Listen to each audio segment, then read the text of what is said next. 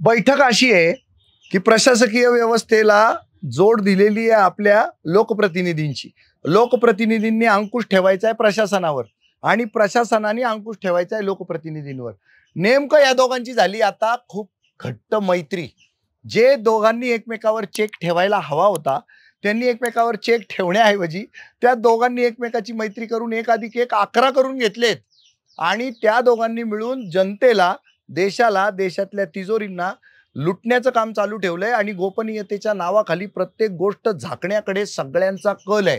कारण केलेल्या आहेत चोऱ्या, त्या चोऱ्या लपवायच्या आहेत तर गोपनीयतेचा शंख करावा लागतोय आणि त्याच्यामुळे जनता जेव्हा प्रश्न विचारते त्यावेळेला खोट्या गुन्ह्यांची त्यांना एक दांडकी दाखवली जातात आणि मग त्यातून निर्माण होतंय ते सगळं मोठा भस्म्या झालेले लोक दिसत आहेत मला. आणि संविधानामध्ये पारदर्शकता, प्रामाणिकता, कार्यकुशलता, वेगवान काम, जनतेसाठी काम करणारी माणसं हे सगळं सांगितलेलं आहे, पण ते होताना दिसत नाहीये. तर प्रामाणिकता आणि पारदर्शकता हा मूळ गाभा आहे आपल्या संविधानाचा आणि तोच लपवला जातोय, तोच थांबवला जातोय. जनतेचा तोच अधिकार काढला जातोय आणि खोटे गुन्हे दाखल केले जात आहेत प्रश्नकर्त्यावर. त्यामुळे प्रश्नकर्ता जो आहे तो जन्माला येणारा तोच थांबलाय. मग काय केलं पाहिजे? थेट अंगावर गेलं पाहिजे. म्हणजे काय केलं पाहिजे? पारदर्शकता पाहिजे ना. तर मग आता सध्या दिलंय आपल्या हातात ते 2G 3G 4G 5G 6G काय काय आलेलं आहे, त्याच्यात घोटाळे होऊन का होईना आपल्यापर्यंत पोहोचलंय. मग त्याचा वापर झाला पाहिजे आणि पारदर्शकतेसाठी जबरदस्त टूल आहे ते. तर सोशल मीडियाचा बोलबाला आहे सगळीकडे, सगळ्यांनी तो वापरला पाहिजे. मला ते पहिल्या दिवसापासून जे मी ताडलं माझ्या व्यवसायामध्ये, मी पहिल्यांदा फेसबुक लाईव्ह करायला सुरुवात केली आणि मग मी म्हटलं अरे हे सगळे लोक आहेत ना, हे यांना लाईव्ह मध्ये घ्यायचं, काय उत्तर देतात ना ते लाईव्ह मध्ये पकडलं पाहिजे. त्याच्याने लोकांचा पण कॉन्फिडन्स वाढणार आणि हा माणूस बोलताना हजारदा विचार करेल. म्हणून हा डायरेक्ट अटॅक करणं आपण सुरू केलं आणि मग त्याच्यावर वेगवेगळे कंगोरे सुरू झाले. काय इथे लाईव्ह करता येत नाही, भाई गोपनीयतेचा भंग होतो वगैरे वगैरे. तर मी आता विषयच भारीच्या सगळ्या व्ह्युअर्सना स्पष्टपणानं लक्षात आणून देतो. इंडियन सिक्रेट ऍक्ट जो आहे तो जिथे लागू, म्हणजे उदाहरणार्थ मिलिटरी असेल, नेव्ही असेल, एअरफोर्स असेल आणि अशा संरक्षणाच्या संदर्भातल्या आस्थापना जिथे गोपनीयतेचा भंग होऊ नये त्यासाठी इंडियन सिक्रेट ऍक्टचा बोर्ड जिथे लावलेला आहे त्या जागा सोडून तुम्हाला सर्वत्र Facebook live, Instagram live, Twitter सगळं जे पाहिजे ते करता येतं. फोटोग्राफ्स काढता येतात, प्रॉब्लेम नाही. दुसरा प्रॉब्लेम आहे महिलांचा.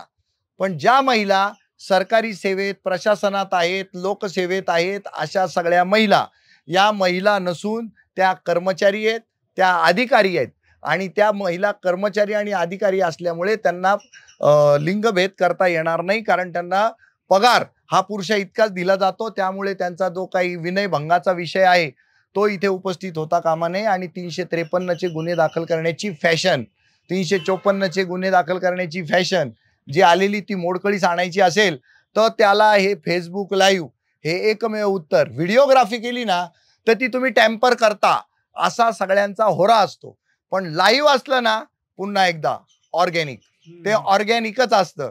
आणि मग ते ओरिजिनॅलिटी मेंटेन करण्यासाठी लाईव्हचा आधार घेतला. पण गेल्या 1.5-2 महिन्यापासून आम्ही प्रचंड दुःखी आहोत. आता सध्या लाईव्हचं त्यांनी लिमिट 30 दिवसाचं केल्यामुळं आता आम्हाला व्हिडिओ जास्त बनवावे लागतायत किंवा म्हणजे लाईव्ह केलंय ते डाउनलोड करून मग परत त्याचे व्हिडिओ बनवावे लागतायत. पण त्या माध्यमातून लोकांनी तिथपर्यंत पोहोचलं पाहिजे आणि तसं केल्याशिवाय शेवटी असं आहे, आपण स्वातंत्र्य मिळवताना ज्या ज्या ऍक्टिव्हिटीज केल्या त्याला इंग्रजांनी 100% अतिरेकच म्हटलं, अतिरेकीच म्हटलं. आता आपण काश्मीरला सेपरेट होण्यासाठी जे जे आग्रह धरतात त्यांना आपण अतिरेकीच म्हणतो. आणि आता आपल्या देशात काळ्या इंग्रजांपासून सुटका करून घ्यायची असेल तर जो माझ्यासारखा अतिरेक करेल त्याला अतिरेकीच म्हणतायत. काही फरक पडलेला नाहीये, पण तसं केल्याशिवाय तरुणोपाय उरला नाही. म्हणून मी हे करायला गेलो. पण आज मला खूप समाधान आहे. मी ते करत गेल्यामुळं देशभर सगळे लोक हेच करताय. आता महिला सुद्धा जात आहेत बेधडक बिंदास्त. आता थर्ड आय नावाचं जे हे येतंय ऍप, त्याचा लोक बखूबी वापर करत होते. पण आता जेव्हा सगळीकडे मोकळं, आता कालच आम्ही याला गेलेलो अंबाडीला, तुमच्या भिवंडीच्या जवळ DYSPच्या कार्यालयात बेधडक बिंदास्त 1-1.5 तासाचं लाईव्हच केलंय आणि व्हिडिओ शूटिंगही केलंय. काहीच प्रॉब्लेम आलेला नाहीये. सर्वत्र जातो आम्ही, सर्वत्र लाईव्ह करतो. आता परवा मी आमच्या नाशिकच्या सिव्हिल हॉस्पिटलमधल्या ICUचं सगळं लाईव्ह केलेलं आहे, सिव्हिल सर्जनला सोबत घेऊन. कालचे DYSP म्हणालेच, मला विचारता काय म्हणे, तुम्ही करताच आहे म्हणे लाईव्ह. तर त्यामुळे तो विरोध आता संपलाय. जनतेनं खूप बिनधास्तपणानं हे लाईव्ह केलं पाहिजे. आणि लाईव्ह मध्ये काय होतं ते बरोबर शब्दात सापडतात. आणि आता कालच्या लाईव्ह मध्ये DYSP म्हणालेत, सगळ्यांनी 200-300 काय तुमच्या तक्रारी आहेत त्या सगळ्या तक्रार अर्ज माझ्याकडे द्या, मी त्या सगळ्यांची छाननी करतो, त्याचा सगळ्याचा तपास करतो, ज्याच्यात FIR दाखल करायची गरज आहे FIR दाखल करतो, जिथे NC दाखल करायची गरज आहे तिथे NC दाखल करतो आणि सगळ्यांच्या तक्रारी घेतो. मग ते कुठे आता ऑन कॅमेरा आहे सर.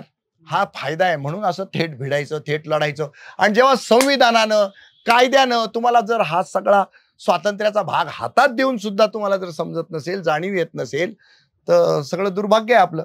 तर ते माहिती असल्यामुळे ते आपण करतोय आणि सगळ्यांना करायला भाग पाडतोय.